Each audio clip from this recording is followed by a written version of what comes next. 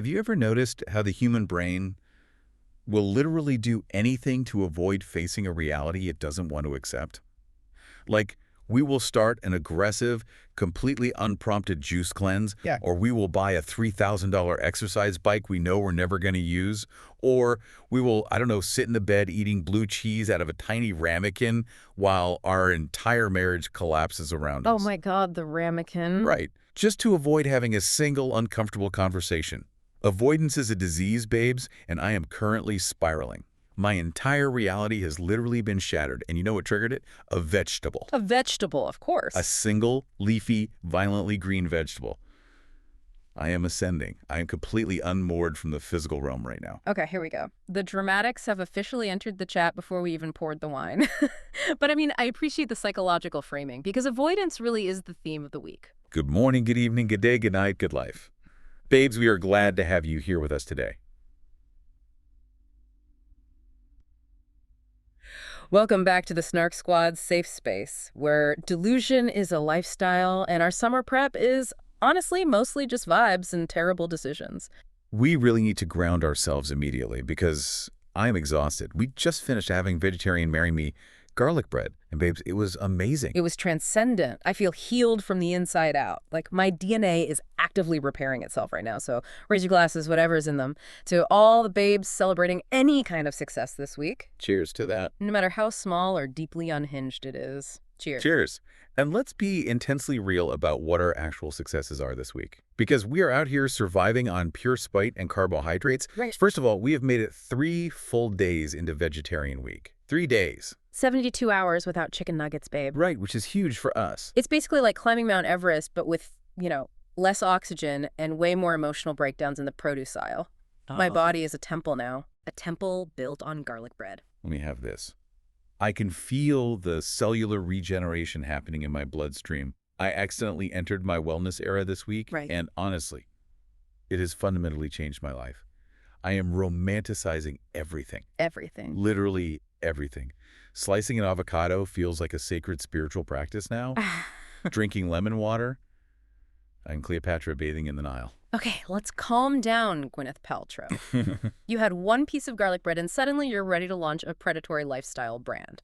Let's analyze this quote-unquote wellness era phenomenon because it's essentially a psychological reset button we press when we feel entirely out of control in other areas of our lives. Don't ruin my peace. I'm just saying, you aren't actually healed, you're just distracted by overpriced produce. Yeah. But I will say our second victory this week is surviving recreational basketball. And when I say surviving, I mean I am deeply, deeply humbled. It was a triumph of the human spirit. We were running. It was a tragedy of the human joints is what it was. There is nothing more humiliating than realizing your mind genuinely believes you're 22, but your knees know you are firmly in your 30s. The knees never lie. Never! Rec sports are not fun. They are a physiological reality check delivered by a referee who takes their volunteer job way too seriously. I went up for a layup and my lower back literally filed for unemployment. But the athletic identity is real now. Yeah. We are athletes. Because not only did we do rec basketball, we actually attended Pilates this week. We did. We subjected ourselves to that. I feel so deeply connected to my physical form. I feel like an Olympian. The mind-body connection on that reformer. I was practically weeping with gratitude for my own muscles. The way it forces you to confront the trauma stored in your hips, it's just beautiful. Are we absolutely sure Pilates isn't just a cult where you pay $100 to cry on a modernized medieval torture device? Oh my God, stop. Because let's look at the mechanics of it. You're strapped to a moving carriage doing these microscopic pulses that defy the laws of anatomy, and the instructor is speaking in this soothing sociopathic voice telling you to find your edge. Mind your edge. My edge is just me wanting to pass out. Look, I am proud of us, I am, but I am deeply suspicious of vegetables, all of them. They taste like chores. Scores. They taste like obligations. And honestly, I am emotionally longing for a mozzarella stick right now. Just a greasy, perfectly fried cylinder of cheese dipped in hot marinara. Stop it. You're going to break my willpower. This is a journey of the soul. Yeah. But fine, I get it. Your new athletic identity is basically like a toddler learning to walk. You're wobbly, you're highly confused, you lack spatial awareness, and you just really want a snack. Exactly. I want a snack that doesn't crunch loudly when I bite into it. But speaking of things we want to avoid, we need to take a minute to discuss the family group chat. Oh, absolutely not. I am vibrating with rage just thinking about it. Because, babes, it is going off again. It is a literal war zone. It is a psychological minefield. Yeah.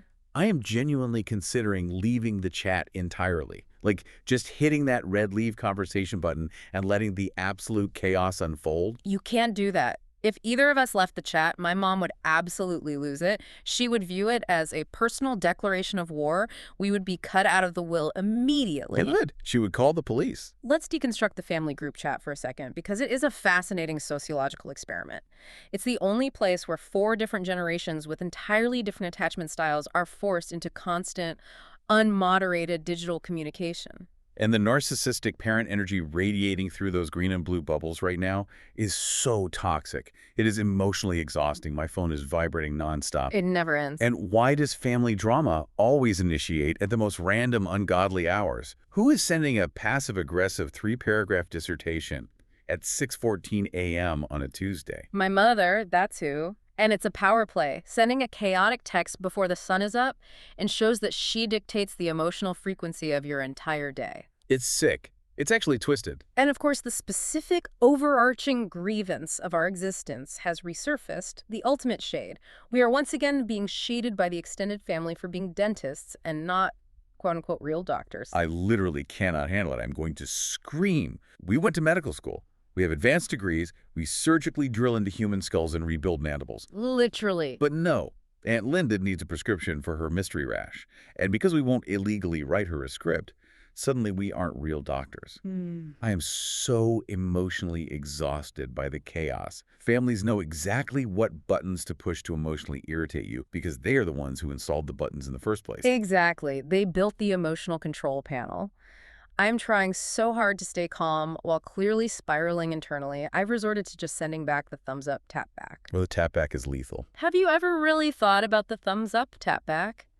It is the most sarcastic, dismissive, emotionally vacant feature Apple ever invented. It says, I acknowledge your existence, but I absolutely refuse to engage with your psychosis. It's brilliant. It's the only weapon I have left.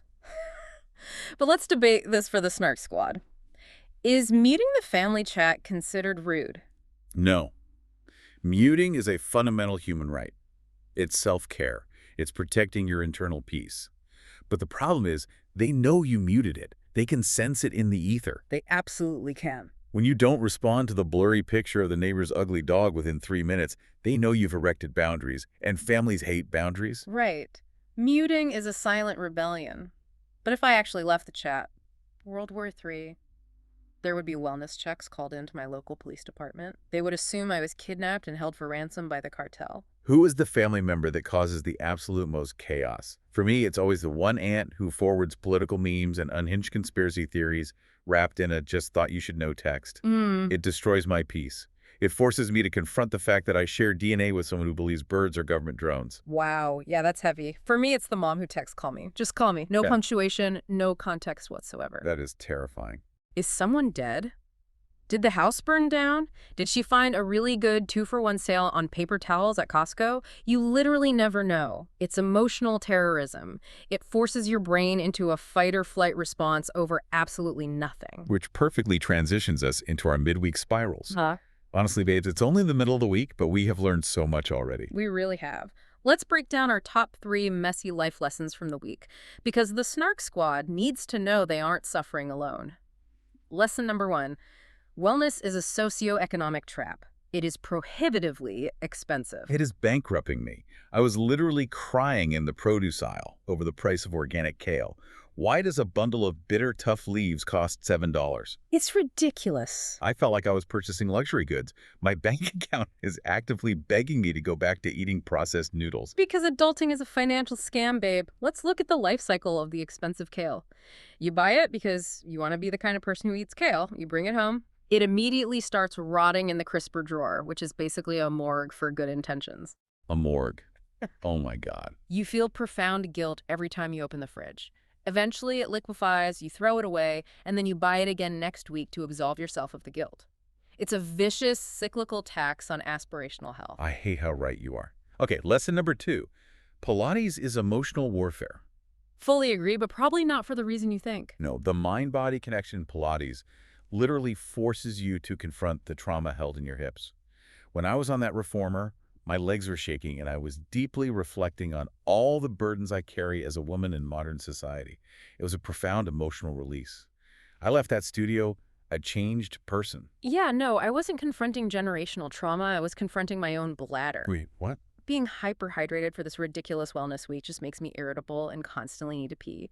I spent the entire 45-minute class worrying I was going to wet myself while doing a weighted glute bridge. There's no emotional release, just the absolute terror of public humiliation. It's physical warfare. You completely lack romance and poetry in your life. Everything is so clinical with you. I'm just living in reality. Okay, lesson number 3. Never trust a quick family phone call because group chats destroy peace, but garlic bread heals everything. I'm going to challenge you on the mechanics of that. Did the vegetarian marry me garlic bread actually heal your soul, or are you just using complex carbohydrates to mask your desperate primal desire for a mozzarella stick? Are you actually achieving wellness, or are you just engaging in culinary avoidance? I am ignoring that line of questioning. My spirit is pure and my intentions are leafy green. But speaking of avoidance and emotional warfare and things spectacularly falling apart, babes, we need to talk about the Summer House finale. We really do. The episode was literally titled Ski Ya Later. Grab your wine, Snark Squad, because this is the main event. We are breaking down the footage, the postseason interviews, the podcasts, all of it. For those who somehow aren't completely obsessed, Summer House is a sociological ant farm where Bravo puts a bunch of emotionally stunted 30-somethings in a Hamptons house every weekend and films their inevitable psychological collapse. It's art. We have been watching this specific train wreck in slow motion all season, and the finale finally delivered the crash. Let's set the visual scene because the environment is crucial to the madness here. Imagine the vibe. A ski-themed Labor Day party. In the middle of August, in the Hamptons. It makes no sense. You have people dressed in fake fur, giant mirrored ski goggles, massive puffer winter coats, and neon snowsuits, literally sweating to death by a swimming pool while their long-term relationships completely crumble. It was visually disturbing. It felt apocalyptic. Wearing winter coats in August is a cry for psychological help, period. The sheer volume of sweat under those synthetic furs must have been vile.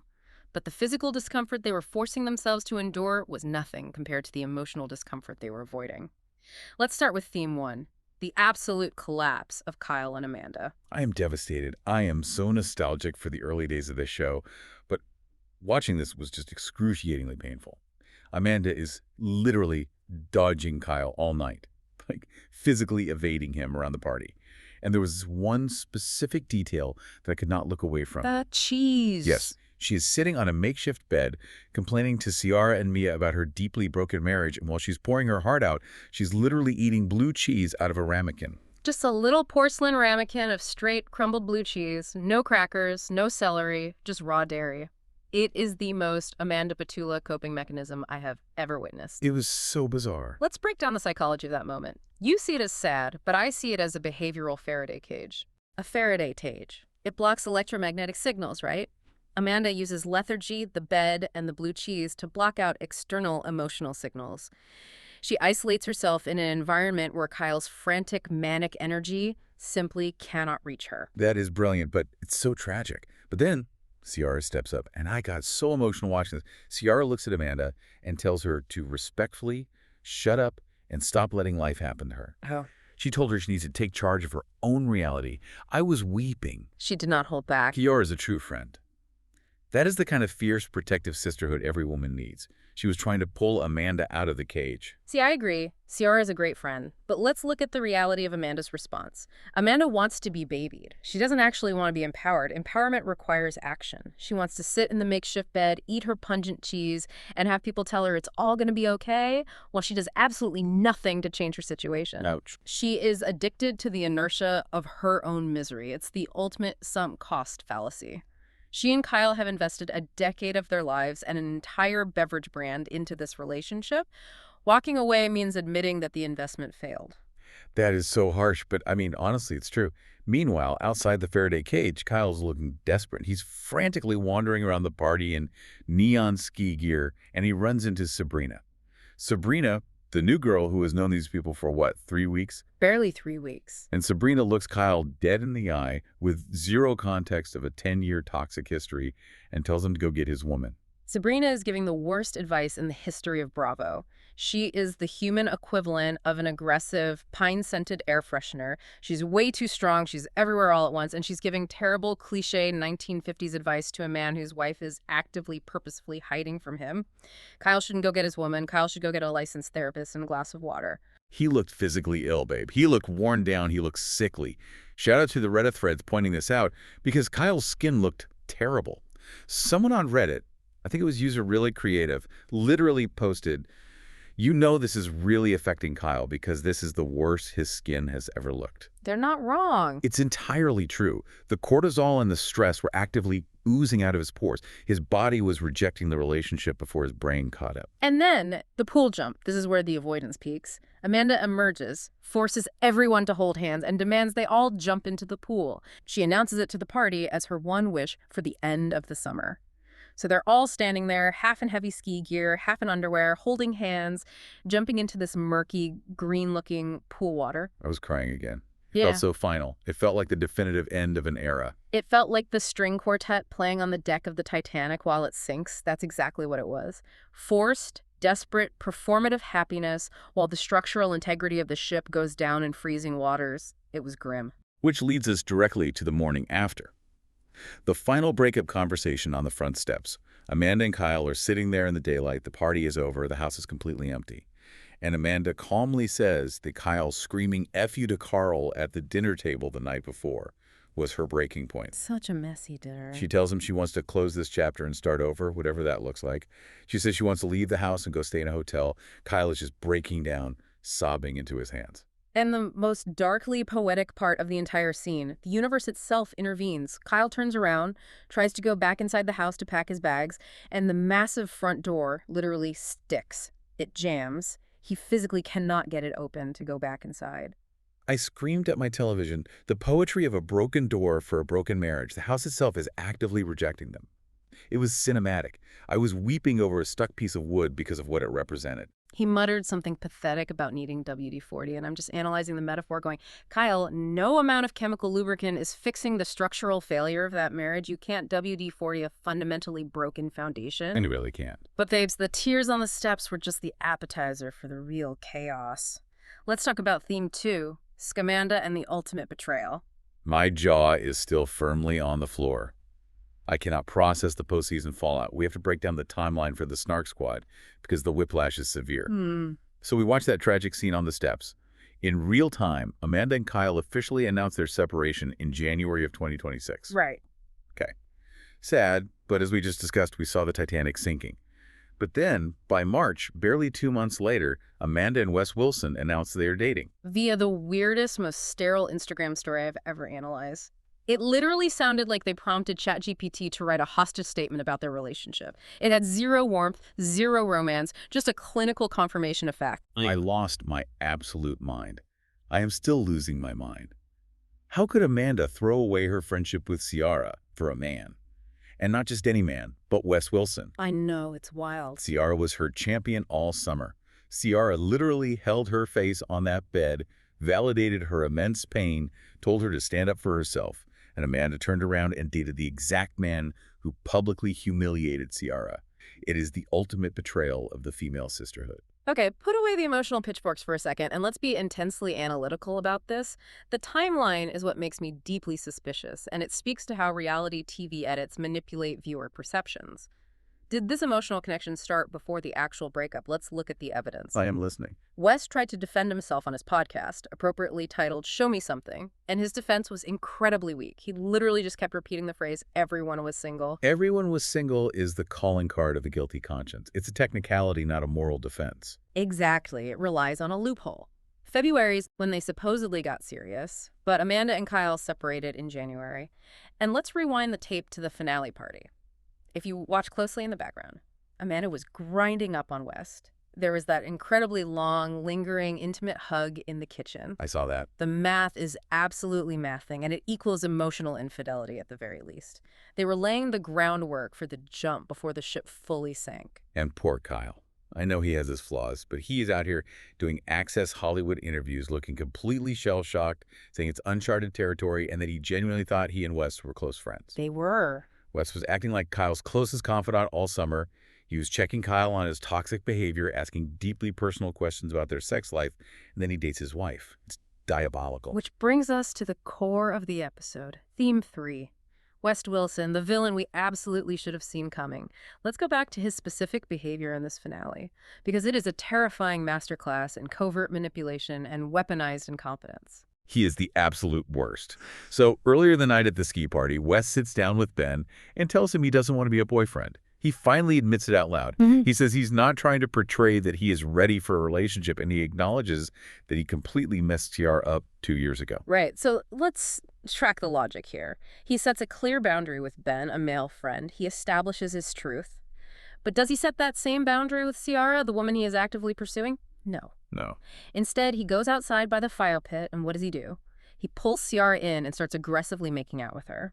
And then, the absolute unmitigated audacity, he tries to physically pull her into his bed in front of Jesse Solomon. Jesse was literally sitting right there on the other bed. Yeah. Jesse looked like he wanted to dissolve into the floorboards and become one with the Hamptons real estate. It was so incredibly uncomfortable. But Ciara, thank God, taps into her intuition, leaves the room, and goes to sleep with Mia. And the next morning, Mia gives Ciara the ultimate side-eye. Mia is the realest, most grounded person in that entire house. Ciara tells her they kissed, and Mia just stares at her, unblinking, and reminds her exactly how much Wes destroyed her self-esteem the last time they did this dance. Mia knows. And then Ciara looks back at her and confidently says, "Rarely have I made the same mistake twice." I was screaming at my television screen. Yes, you have, Ciara. Austin Kroll. Austin Kroll. Literally the exact same psychological archetype. A goofy, tall, aggressively average guy who plays the aw shucks nice guy card, strings her along for an entire summer, and then embarrasses her on national television. It's maddening. It's a repetition compulsion. She made the same mistake on Summer House, Winter House, and Southern Charm. It breaks my heart into a million pieces because Ciara is an ICU nurse. She is highly educated, she is drop-dead gorgeous, she dates with intention, she communicates her needs, and she keeps falling into the trap of these men who have severe Peter Pan syndrome. And the fallout this time is horrific. Ciara did that raw interview with Glamour magazine calling the West and Amanda relationship a major mind theft. And West is on his podcast crying about how his actions hurt people. Honestly, let's debate this deeply. Yeah. This is the crux of modern dating psychology. Is West a calculated master manipulator who actively uses the goofy golden retriever persona to get away with murder?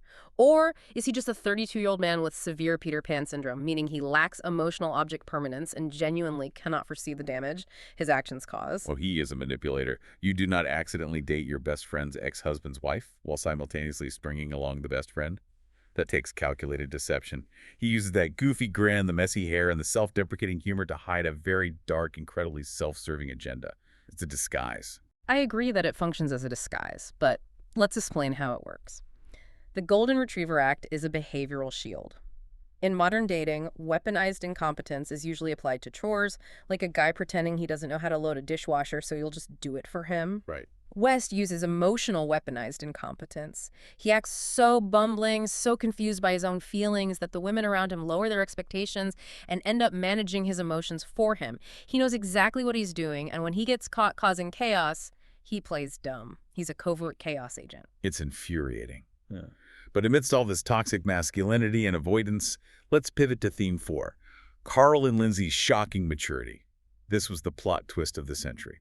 I am still recovering from this scene. Lindsay literally drags Carl into the makeshift igloo that he and Kyle built in the backyard. An igloo in August. We keep circling back to the fact that the psychological state of this house is in absolute shambles. But the conversation inside that melting igloo was remarkably real. The Sharon Shea of it all took me entirely out, though. Oh my God, Shiana. Lindsay is mad because she saw Carl's mom, Sharon, at the opening of Carl's new non-alcoholic venture, Soft Bar, and seeing her brought up all this unresolved trauma. She confronts Carl about the fact that just 2 months after their highly publicized canceled wedding, his mother, Sharon, was partying in Mexico with Sharon Shea. I demand a federal investigation into how Sharon Shea is at the scene of every single Bravo crime.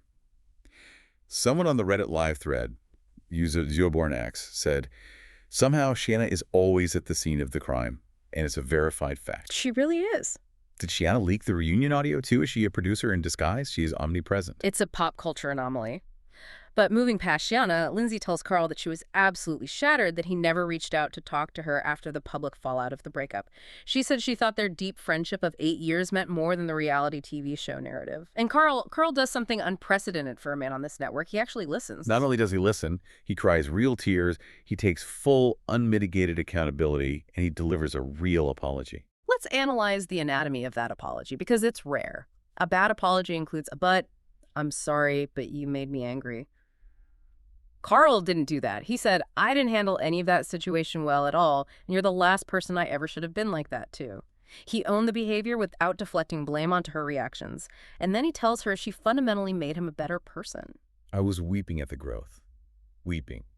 I had to pause the TV.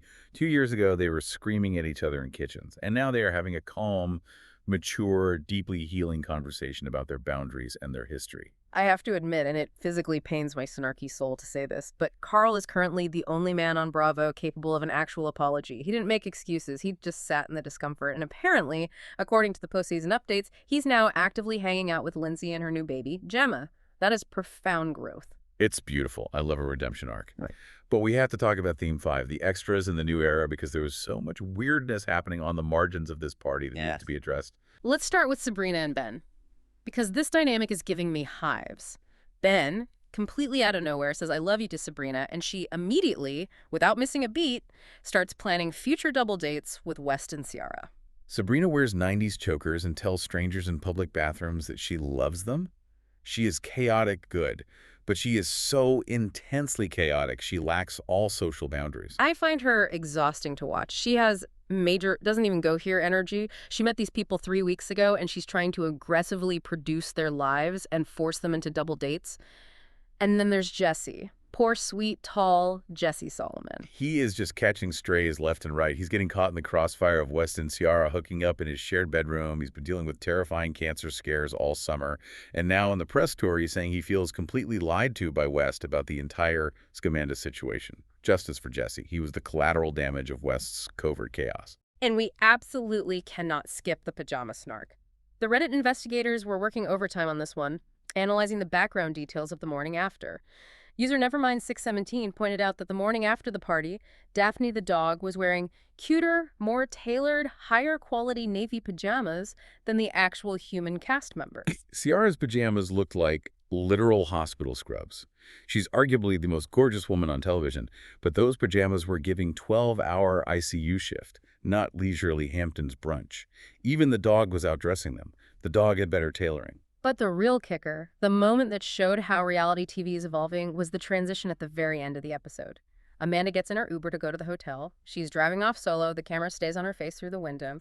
And it was aggressively channeling Lauren Conrad at the end of the hills. The single tear rolling down the cheek, the melancholic staring out the window into the distance. It was cinematic. It was art. It was highly produced, and it led straight, seamlessly, into the premiere of the new NYC spinoff, In the City, which, let's be honest, Bravo orchestrated brilliantly from an editing standpoint. The narrative flow was perfect, even though Amanda and Wes blew up that entire carefully constructed narrative by secretly dating in real life before the spinoff even aired. They ruined the rollout. Wow. We have unpacked so much trauma. All right, Snark Squad, let's dry our tears, take a deep breath, and hand out some awards because we have a lot of behavior to judge. Welcome to our snarky segments. Segment 1. Who would survive Veggie Week? Let's debate which cast members could realistically survive the restrictive wellness vegetarian era we are currently suffering through. Okay, I genuinely think Carl could survive. He is fully in his soft, sober, reflective era. He just opened Soft Bar in Brooklyn. He is all about wellness, mindfulness, and intentional living right now. He would thrive on a 3-day green juice cleanse. He would probably start teaching the Pilates class and telling people to find their edge. You're absolutely right about Carl. He has the discipline. But let's talk about who would dramatically perish. Kyle. Kyle would literally evaporate into thin air without Loverboy and late-night junk food. His molecular structure requires it.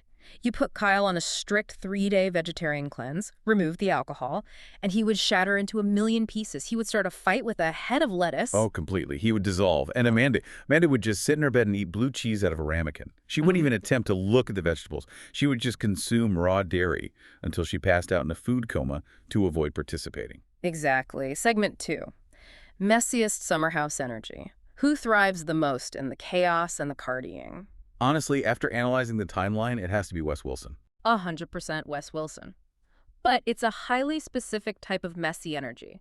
He's not throwing wine glasses across dinner tables like Ciara used to. He's not screaming in people's faces. He is operating entirely in the shadows. He managed to play the nice guy, the goofy, harmless sidekick, while simultaneously blowing up two deep female friendships and casually stepping into the smoldering ashes of a 10-year marriage. That takes a savant level of messiness. He is a covert chaos agent. He thrives in the mess because he pretends he doesn't know he's the one who spilled the juice. He just stands there with his goofy smile looking at the puddle. Precisely. Segment 3. Family Group Chat Villain Awards. Let's take the psychology of the cast members and assign them roles in a toxic family group chat. Oh, this is too easy. Kyle is the uncle who sends frantic 18-page emails at 2:00 a.m. detailing every single grievance he has had with the family since Thanksgiving of 1998. He hits a reply all, causes a massive panic, and then falls asleep. Yes. And Amanda is the cousin who reads the 18-page email, cries privately in her room, complains to her sister about how unfair it is, but never actually replies to the chat to defend herself. She just absorbs the toxicity and lets it ruin her entire week without ever confronting the source. Wes is the family member who stays completely suspiciously silent during a massive week-long argument in the chat. And then, 48 hours after the fight has finally died down, he sends a single cryptic emoji. Like a ghost emoji or a shrugging guy, no context, just reigniting the chaos and walking away. And Sabrina is the girlfriend of a distant cousin who somehow got accidentally added to the chat and immediately starts sending aggressive, overfamiliar paragraphs of unsolicited life advice to aunts she has never even met. I am dying. That is so incredibly accurate. The boundary issues. Okay, final segment. Segment 4, Soft Life Summer Rankings. Let's rank who is actually living the soft life correctly post-season based on the reality of their current situations. Well, coming in at number 1, unquestionably, is Ciara Miller. She looked at the mess and opted out. Unquestionably. She is booked, busy, and thriving. She dropped the toxic men, she stopped participating in the repetition compulsion, she is hosting Love Island After Sun, and she just booked Dancing with the Stars. She is out here securing major bags and leaving the Bravo drama in the dust. That is the ultimate textbook soft life glow-up. Number 2 is Lindsay. She is absolutely thriving in her single mom era. She got her emotional closure from Carl. She's focusing entirely on baby Gemma. She's starring on In the City. She is untethered from toxic relationship dynamics, and she is glowing. And coming in dead last, Kyle Cook. He's actively fighting with a broken front door. His 10-year marriage completely imploded on television. His supposed best friend is dating his ex-wife, and he's frantically touring the country as a DJ just to keep his beverage brand afloat. That is not a soft life. That is a hard, jagged, exhausting life. Wow, we need a massive glass of water and maybe a platter of mozzarella sticks after unpacking all of that psychological baggage. I need a whole plate of mozzarella sticks and a nap. Snark Squad, thank you so much for hanging out with us today and getting into the mess. You know we absolutely love you. We want to hear your thoughts in the comments. Let us know. Could you realistically survive vegetarian week, or would you fold on day 2 and order a pizza? Be honest. And what is your absolute biggest family group chat annoyance? Name and shame the bad textures in your family. Are you dealing with an Uncle Kyle or a ghost emoji West? Also, drop your ultimate comfort food below because we need serious inspiration to get through the rest of this wellness era. And tell us, what is the biggest messy lesson you learned this week? Don't forget to like, comment, and subscribe. We want to see those numbers go up, babes. And please keep sending in your shady, snarky, or stupid submissions. We live for your personal drama. Seriously. Analyzing your drama makes us feel significantly better about our own poor life choices. It's a beautiful, symbiotic relationship. But before we go, I just want you to think about this final thought. What if West's entire golden retriever persona isn't actually a mask at all? What if it is just the terrifying, unfiltered reality of what modern dating looks like when the bar for male emotional intelligence is completely buried underground? Stay messy, stay hydrated, and we will see you on the snark side.